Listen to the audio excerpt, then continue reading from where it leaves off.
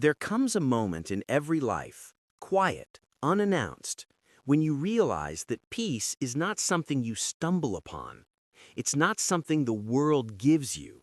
It's not something other people protect for you. Peace is something you build, brick by brick, choice by choice, moment by moment.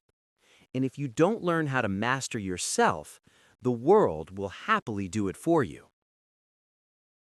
You know what anger feels like. That heat rising in your chest, that pressure behind your eyes, that tightness in your jaw when someone crosses a line, the shaking hands, the words you wish you could take back, the silence afterward, heavy, uncomfortable, lingering. You tell yourself, next time I'll stay calm. But next time comes, and it feels exactly like the last time. Different people, different situations, same reaction. And here's the truth most people avoid. We don't get angry because life is unfair. We get angry because we haven't yet mastered the world within us. Today, I want to offer you something different. 5 habits. Ancient, simple, brutally honest. Habits that don't make life easier, but make you stronger. Habits that can make you almost untouchable. Chapter 1. Pause before you burn. Most people believe anger is an explosion, but it isn't. Anger begins quietly, with a spark, a tone, a look, a sentence taken the wrong way, a memory you never healed, a fear you never faced. The Stoics understood something most people miss. If you catch the spark early, you never have to fight the fire. Marcus Aurelius wrote, "You have power over your mind, not outside events. Realize this and you will find strength." Think about that. You can't control traffic. You can't control rude people. You can't control disappointment, betrayal, or loss. But you can control the meaning you assign to them. That pause, one breath, one quiet second, is your weapon. In that pause, you choose who you're going to be. The world tells you strength is loud, that power is dominance, that respect is demanded. But real strength is silent. Real power is restraint. Real power is restraint. Chapter 2. Expect imperfection. Most anger comes from one simple mistake, expecting people to be better than they are. You expect honesty from people who lie, loyalty from people who leave, empathy from people who never learned it, consistency from people who barely understand themselves. Seneca once said, "How ridiculous and how strange to be surprised at anything which happens in life."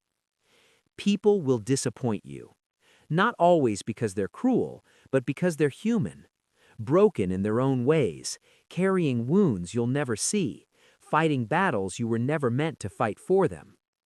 When you expect imperfection, something powerful happens. You stop taking everything personally. You stop handing your peace to people who don't know how to hold it. You stop making the world responsible for your emotional stability. And suddenly, anger loses its grip. Chapter 3. Don't respond when you're bleeding. There are moments when life hits you hard. Someone betrays you. Someone humiliates you. Someone presses the exact button they know will hurt the most. Your instinct is immediate. Defend yourself. Prove your point. Say the thing that cuts deepest. But Epictetus warned us, if someone succeeds in provoking you, remember that your mind is complicit in the provocation. You are not a prisoner of your emotions, unless you choose to be. When you speak from pain, the world owns your voice. Your past controls your reaction. Your wounds become your personality. So remember this rule. Never speak when your heart is louder than your mind. Let the moment pass. Let the emotion settle.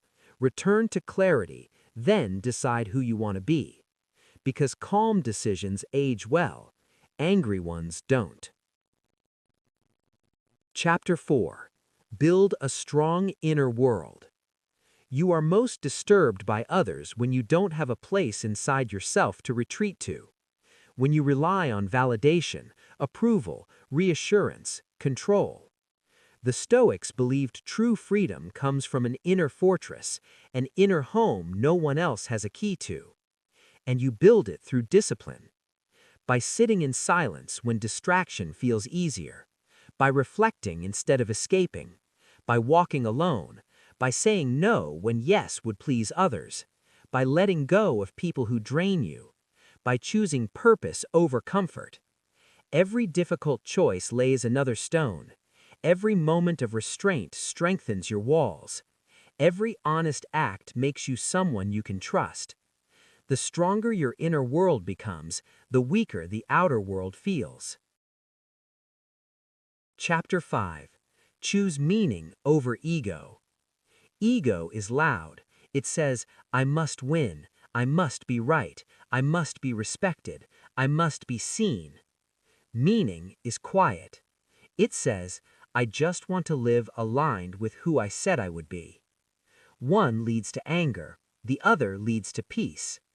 Think about the last time someone insulted you. Did their words actually change your value? Did their opinion reach your truth? Or did your ego panic at the thought of appearing weak? Here's the secret most people never learn. You don't become unbothered by being untouchable. You become unbothered by not needing to be touched at all. Marcus Aurelius said it best. The best revenge is not to be like your enemy. You don't need to outshout them, out-argue them, out-hate them. You only need to outgrow them.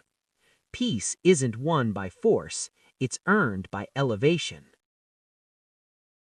If you master these habits, the world doesn't change. People don't suddenly become kinder. Life doesn't stop testing you. What changes is you. You observe instead of explode. You accept instead of resist. You remain still while others lose themselves. You walk away without bitterness. You choose silence over chaos. And that's when calm becomes powerful. Not soft, not passive, not weak. Powerful because it's chosen. When you understand yourself, no one can use you against you. When you control your mind, you control the world you experience. When you let go of what doesn't matter, you become unstoppable. There is a version of you can feel it, who no longer reacts to everything, who no longer gets pulled into meaningless battles, who no longer loses sleep over people who don't think about you, who no longer sacrifices peace to prove a point. That version of you isn't far away. It's one choice at a time, one habit at a time, one day at a time. You're not here to win every argument.